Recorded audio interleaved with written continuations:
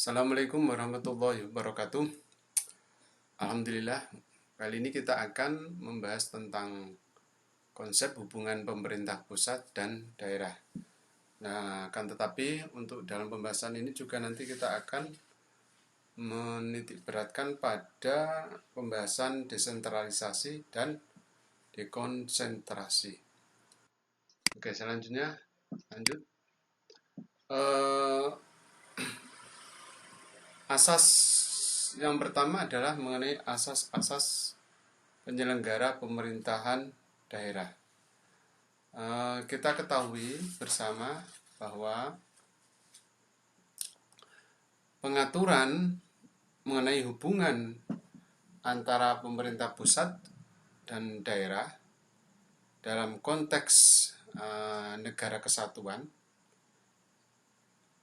merupakan suatu yang sangat penting untuk dikaji dan dianalisis agar tidak terdapat kendala dalam penyelenggaraan pemerintah secara keseluruhan. Nah, kelahiran suatu pemerintah tingkat daerah adalah merupakan konsekuensi adanya konsep pembagian dan pembatasan kekuasaan sebagai salah satu unsur dari negara hukum itu sendiri. Nah, kemudian kalau kita melihat lebih jauh dalam aspek secara teoritis, bahwa pembangunan kekuasaan secara teoritis, sekali lagi saya ulangi, dalam tataran secara teoritis pembagian kekuasaan itu dikenal ada dua. Yang pertama adalah pembagian kekuasaan secara horizontal. Nah, dalam pembagian kekuasaan secara horizontal, ini adalah suatu pembagian kekuasaan di mana kekuasaan dalam suatu negara dibagi dan diserahkan kepada kepada tiga badan yang mempunyai kedudukan yang sejajar. Di antaranya yaitu tiga badan ini adalah kekuasaan eksekutif. Kekuasaan eksekutif. Kekuasaan eksekutif yang diserahkan kepada Kepada pemerintah. Nah, ini yang eksekutif. Kemudian yang kedua adalah badan yang kedua adalah kekuasaan legislatif. Kekuasaan legislatif ini diserahkan kepada parlemen. Nah, kemudian yang ketiga, badan ketiga yaitu kekuasaan yudikatif ini diserahkan kepada badan peradilan. Nah, ini. Kemudian untuk yang kedua, pembagian kekuasaan vertikal, ya tadi kalau yang pertama adalah horizontal, yang kedua adalah pembagian kekuasaan vertikal. Pembagian kekuasaan vertikal yaitu suatu pembagian kekuasaan antara pemerintah nasional atau pemerintah pusat dengan satuan pemerintah lainnya yang lebih rendah. Ini adalah pembagian kekuasaan secara vertikal. Nah, oleh karena itu, pembagian kekuasaan secara vertikal ini akan lebih jelas apabila adanya perbandingan antara negara kesatuan, federasi, dan konfederasi. Ini kita harus. Nah, saya kira sudah paham dalam beberapa kesempatan tentang negara kesatuan, federasi, dan konfederasi. Oke, selanjutnya adalah yang poin B adalah kita bicara tentang indikator negara diklasifikasikan sebagai negara kesatuan. Nah, indikator negara diklasifikasikan sebagai negara kesatuan ini ada beberapa.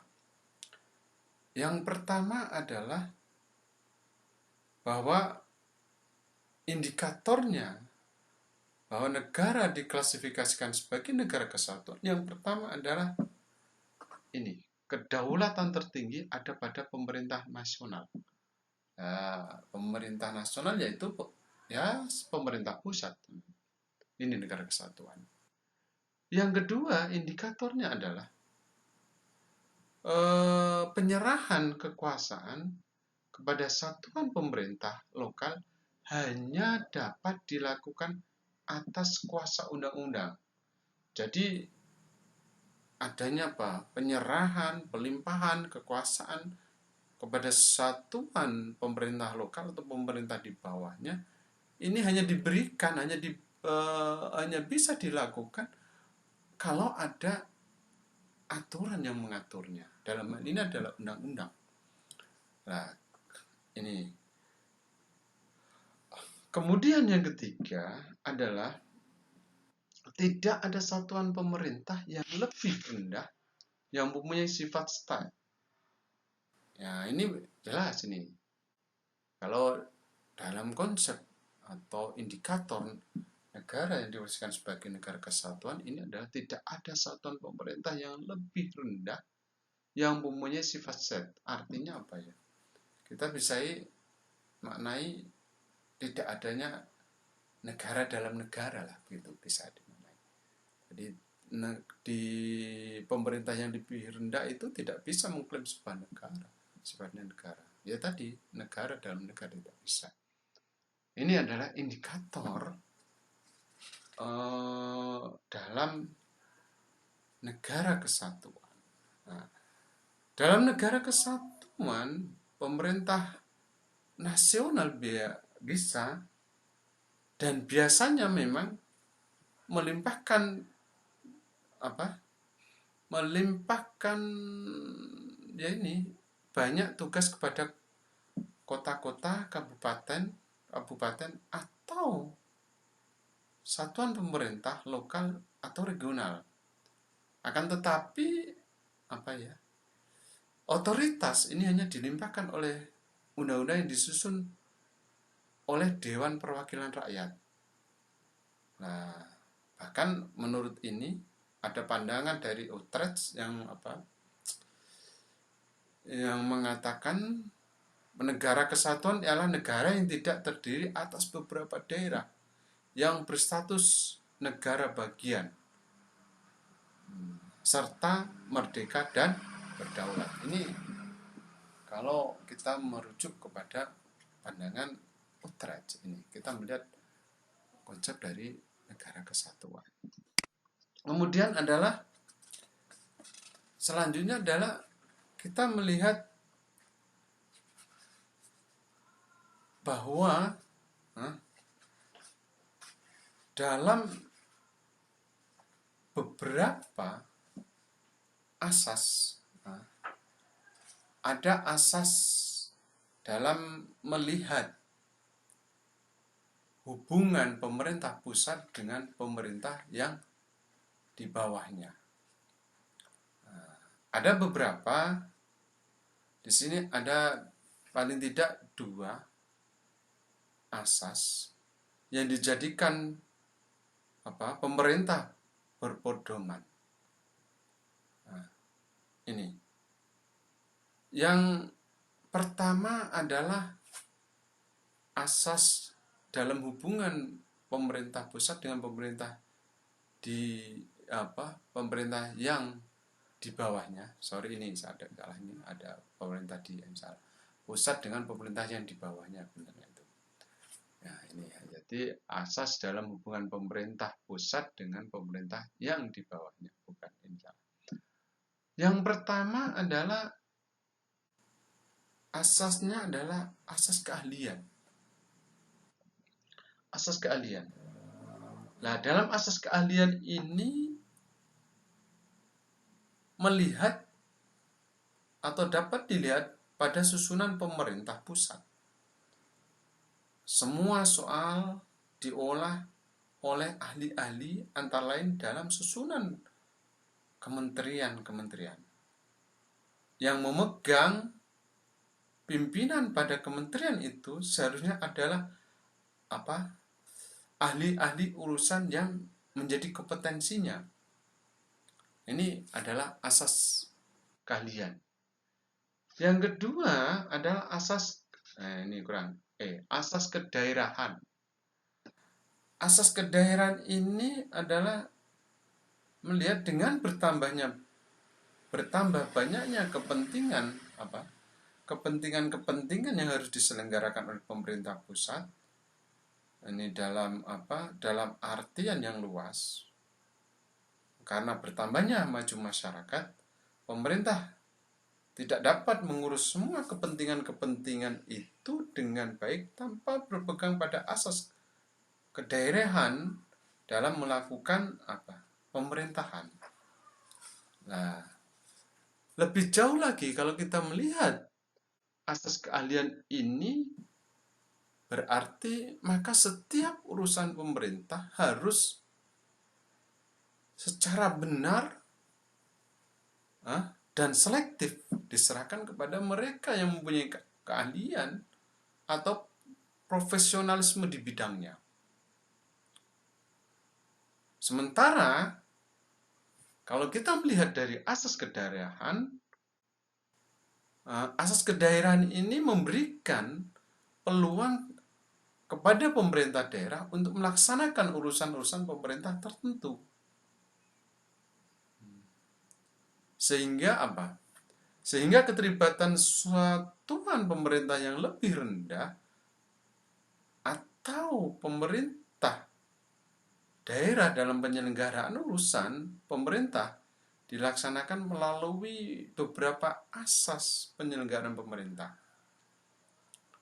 Nah, untuk mengetahui asas penyelenggaraan pemerintah daerah ini dapat diketahui dari beberapa atau berbagai peraturan atau doktrin. Nah,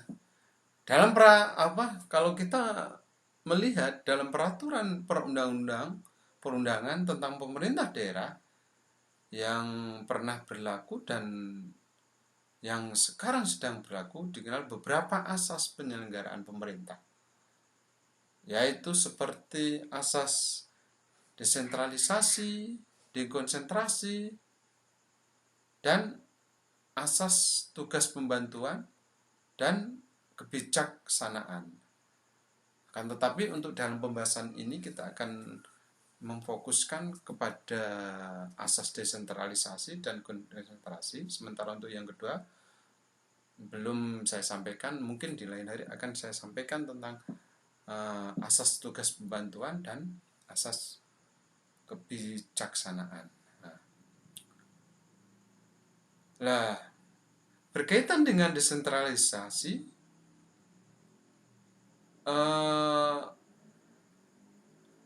dari segala aspeknya, maka saya perlu kemukakan juga di sini bahwa pengelompokan desentralisasi dan dekonsentrasi sebagai asas penyelenggaraan pemerintah masih adanya perbedaan, menimbulkan perbedaan. Nah, ini. Jadi asas desentralisasi dan dekonsentrasi ini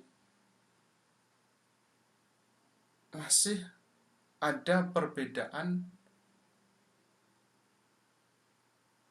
dalam pandangan terhadap kedua asas ini.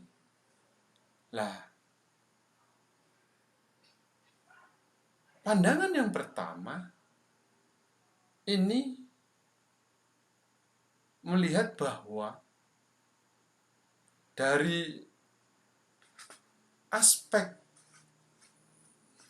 yuridis formal, dari aspek yuridis formal ini mengatakan bahwa desentralisasi maupun dekonsentrasi keduanya adalah merupakan asas penyelenggaraan pemerintah. Jadi pandangan dari aspek yuridis formal ini sekali lagi berpandangan bahwa desentralisasi maupun dekonsentrasi kedua-duanya adalah merupakan asas penyelenggaraan pemerintah. Ini pandangan yang pertama. Pandangan yang kedua menyatakan bahwa pandangan yang menyatakan desentralisasi maupun dekonsentrasi bukan merupakan asas, melainkan proses. Jadi untuk pandangan yang kedua ini sekali lagi bahwa pandangan ini menyatakan baik desentralisasi maupun dekonsentrasi keduanya bukan merupakan asas, melainkan proses penyelenggaraan pemerintah,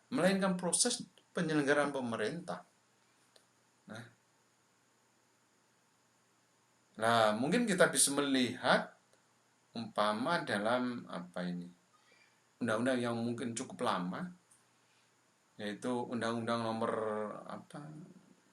nomor 5 tahun 74 angka 1 huruf A yang sekarang juga tidak berlaku.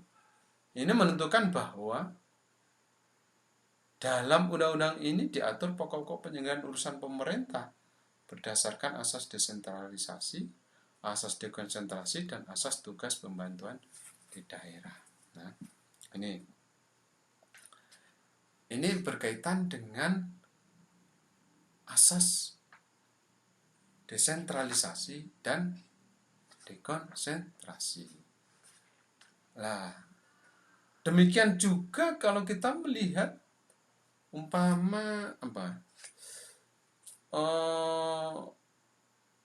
dari kacamata Undang-Undang nomor 22 tahun 1999 yang baik desentralisasi maupun dekonsentrasi adalah asas penyelenggara pemerintah. Ini menyatakan begitu. Hal tersebut dapat dilihat dalam pasal 1 dari undang-undang ini, dari Undang-Undang nomor 22 tahun 1999. Huruf D ini pasal 1 pasal 1 huruf D yang menyatakan atau menentukan bahwa pemerintah daerah adalah penyelenggara pemerintah otonomi daerah, bahwa pemerintah daerah adalah penyelenggara pemerintah daerah otonom oleh pemerintah daerah dan DPRD menurut asas desentralisasi. Ini menurut Undang-Undang nomor 22 tahun 1999. Akan tetapi kalau kita melihat Undang-Undang Dasar 1945 dari hasil diamandemen ini tidak mengelompokkan desentralisasi dan dekonsentrasi sebagai suatu asas penyelenggaraan pemerintah dan merupakan dari Undang-Undang Dasar 1945 hasil amandemen ini sekali lagi tidak mengelompokkan desentralisasi dan dekonsentrasi sebagai suatu asas penyelenggaraan pemerintah, dan yang merupakan asas penyelenggaraan pemerintah adalah otonomi dan tugas pembantuan. Oleh karena itu, ini dapat dilihat dalam pasal 18 ayat 2 yang menentukan bahwa di situ pemerintah daerah provinsi, daerah kabupaten, dan kota mengatur dan mengurus sendiri urusan pemerintah menurut asas otonomi dan tugas pembantuan. Nah, oleh karena itu berdasarkan hal ini, maka akan timbul suatu persoalan hukum berkaitan dengan perbedaan pengelompokan desentralisasi dan dekonsentrasi yang dalam perspektif juridis formal tadi, dalam undang-undang yang mengatur pemerintah daerah, desentralisasi dan dekonsentrasi merupakan asas penyelenggaraan pemerintah daerah, tetapi kemudian dalam undang-undang dasar kita yang merupakan asas penyelenggaraan pemerintah daerah hanya meliputi dua yang saya sebutkan tadi, yaitu asas otonomi dan tugas bantuan. Itu hasil dari Undang-Undang Dasar 1945 hasil amandemen. Ini kan ada perbedaan dari undang-undang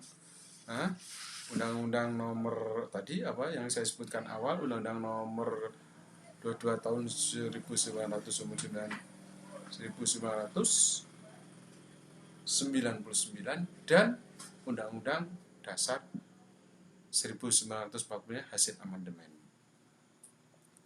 Ini kita harus ketahui, ya.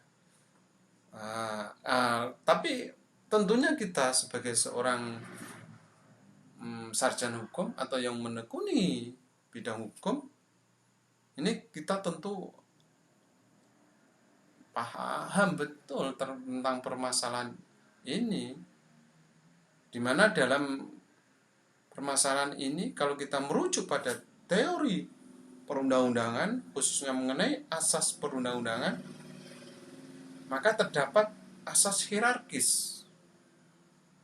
Artinya bahwa suatu peraturan perundang yang lebih rendah tidak boleh bertentangan dengan peraturan yang lebih tinggi. Oleh karena itu konsekuensinya adalah yang timbul apabila peraturan yang lebih rendah bertentangan dengan peraturan yang lebih tinggi, maka peraturan tersebut dinyatakan batal demi hukum. Ini jelas, ini ada asas begitu kan, ya. Nah, begitu untuk permasalahan desentralisasi dan dekonsentrasi dengan uraian yang cukup panjang yang saya sampaikan tadi. Kemudian kita melihat pengertian desentralisasi dan dekonsentrasi. Nah, kita melihat bahwa secara etimologi desentralisasi sebenarnya berasal dari bahasa Latin yang berarti ini sama dengan maknanya lepas dan sentrum sama dengan pusat. Dan ini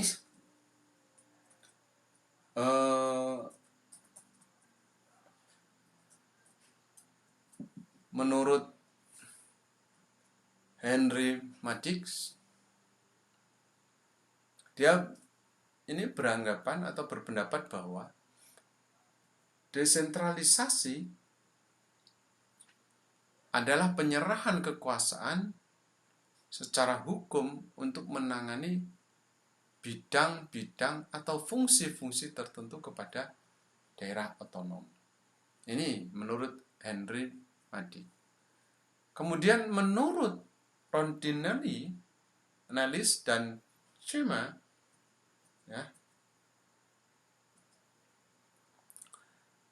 ini mengatakan bahwa desentralisasi merupakan penciptaan atau penguatan baik keuangan maupun hukum pada unit-unit pemerintah subnasional yang penyelenggaraannya secara substansial berada di luar kontrol langsung pemerintah pusat. Ini menurut Rodinelli. Kemudian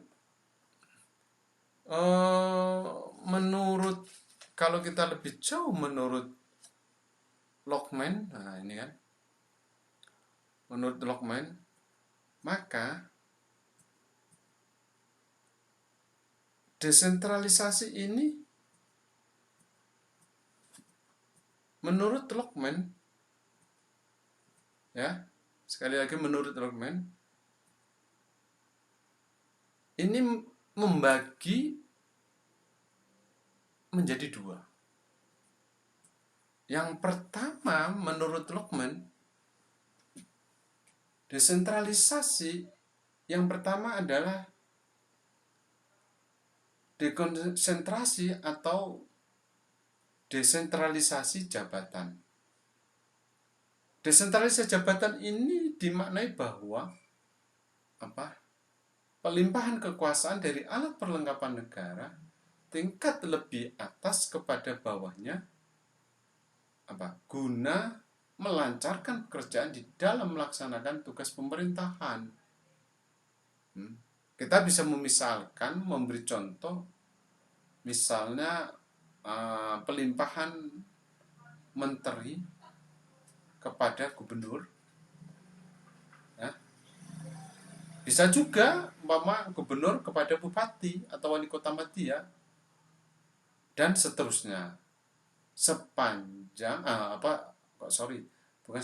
Secara berjenjang, ya. Secara berjenjang, pada desentralisasi semacam ini, rakyat atau lembaga perwakilan rakyat daerah tidak ikut campur, atau bahasa orang Jawa ini digowo, dibawa-bawa lah. Jadi tidak, sekali lagi, dalam desentralisasi jabatan ini, rakyat atau lembaga perwakilan rakyat daerah tidak ikut campur atau dibawa-bawa. Inilah pemaknaan dari desentralisasi jabatan. Kemudian yang kedua adalah desentralisasi ketatanegaraan. Desentralisasi ketatanegaraan menurut Lockman ini sering disebut juga dengan desentralisasi politik, yang bermakna bahwa pelimpahan kekuasaan perundangan dan pemerintah kepada daerah-daerah otonom di dalam lingkungannya. Ini di dalam desentralisasi politik semacam ini, rakyat dengan menggunakan dan memanfaatkan saluran-saluran tertentu perwakilan, saluran tertentu ini bisa dimaknai perwakilannya, ikut serta di dalam memanfaatkan saluran-saluran ikut serta di dalam pemerintahan. Jadi sekali lagi, di dalam desentralisasi politik semacam ini, rakyat dengan menggunakan dan memanfaatkan saluran tertentu atau perwakilannya untuk ikut serta di dalam pemerintahan dengan dengan batas wilayah daerah masing-masing. Nah, oleh karena itu, desentralisasi ketatanegaraan ini dibagi menjadi dua. Yang pertama adalah desentralisasi teritorial, yang kedua adalah desentralisasi fungsional. Kita coba mengulas tentang desentralisasi teritorial.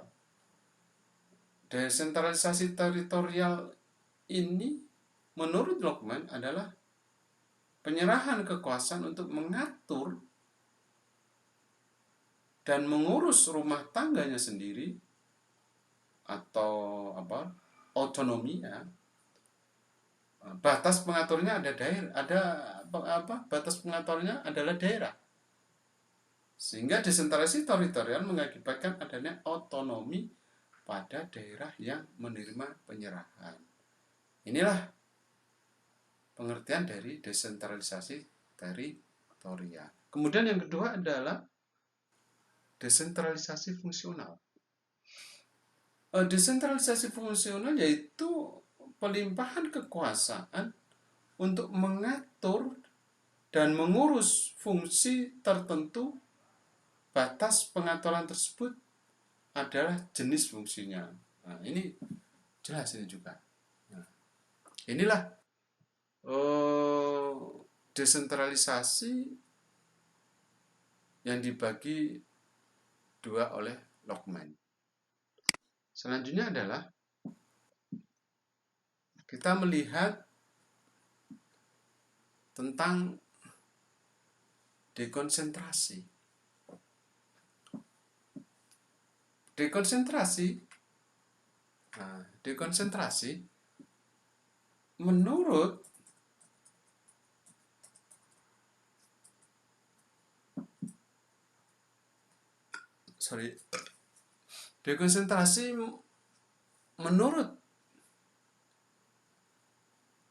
Kusuma Atmaja ini dimaknai bahwa pelimpahan wewenang dari alat perlengkapan negara tingkat lebih atas kepada bawahnya. Ini menurut Kusuma Atmaja. Kemudian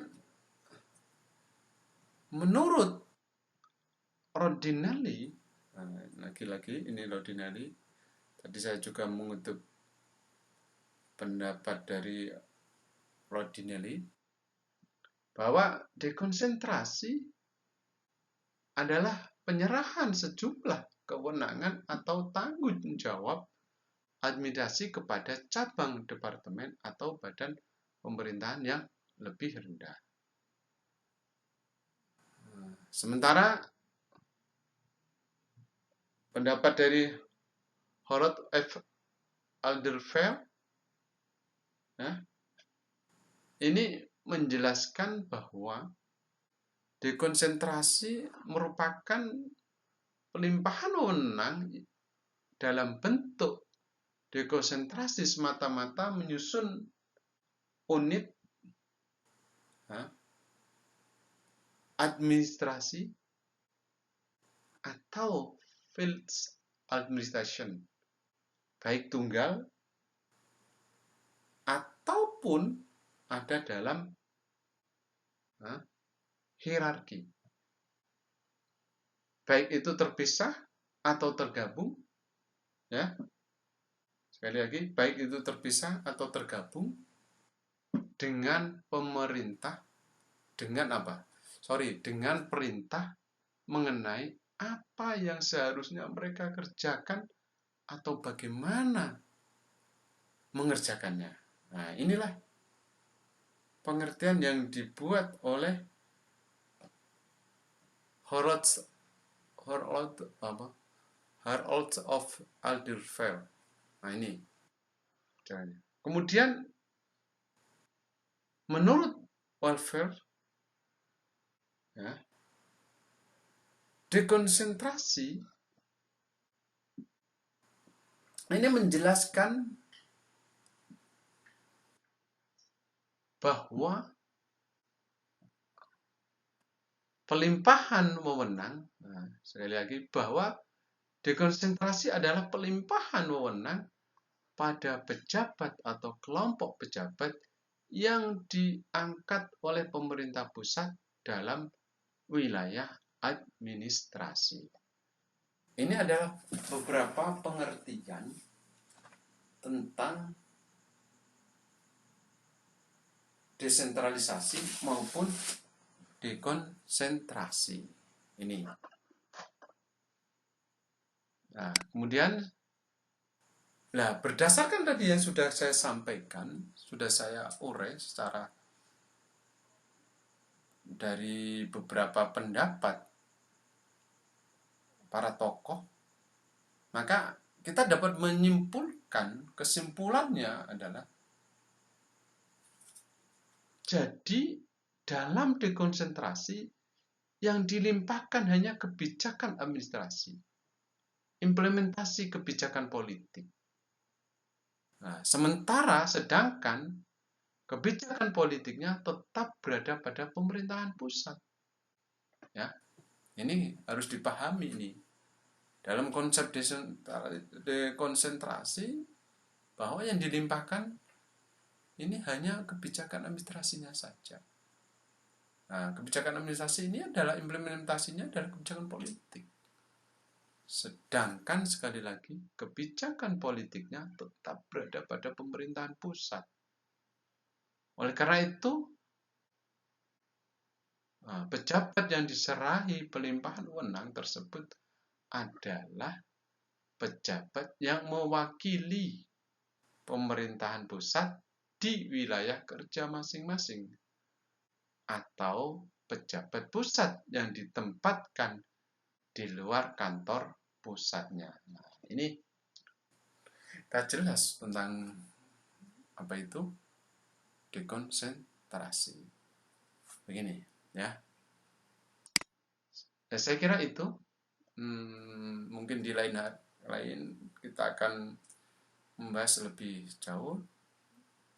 Pembahasan yang tadi ada 2, tugas pembantuan ya, dan otonomi, nanti bisa kita uraikan. Paling tidak untuk ini kita sudah cukup, dan terima kasih. Saya ucapkan atas perhatiannya. Assalamualaikum warahmatullahi wabarakatuh.